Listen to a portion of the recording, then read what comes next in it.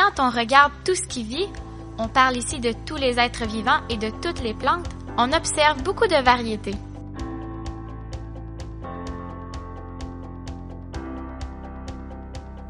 Mais il n'y a aucune preuve qu'une sorte d'animal est devenue graduellement une autre sorte.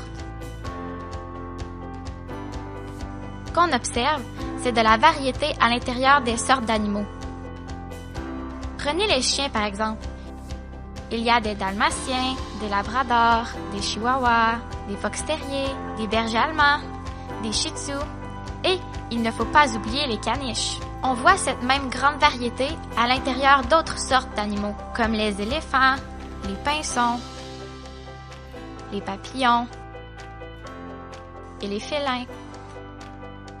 Alors oui, il y a de la variété à l'intérieur d'une sorte d'animal, mais avez-vous remarqué que nous n'avons aucune preuve qu'une sorte d'animal est devenue une autre sorte, genre ça ou ça? Épeurant, non?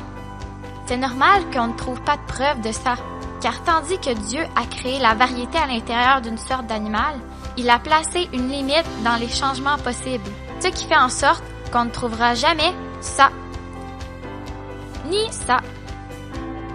Heureusement, non? Le darwinisme, si je le simplifie, prétend que nous avons tous un ancêtre commun.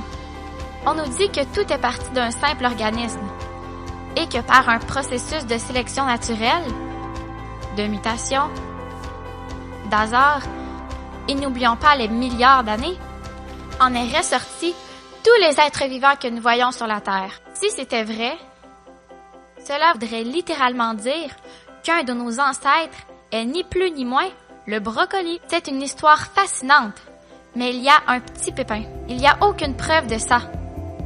La sélection naturelle ne fait que brasser l'information génétique déjà existante. Et les mutations produisent rarement quelque chose de bon. En fait, dans la plupart des cas, plutôt que d'être bénéfiques, les mutations sont responsables des maladies,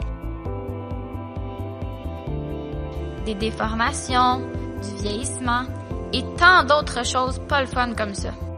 Donc, dans les faits, le seul endroit où les milliards d'années, le hasard et les mutations produisent quelque chose de bon, c'est dans l'imagination artistique et dans les films de Disney.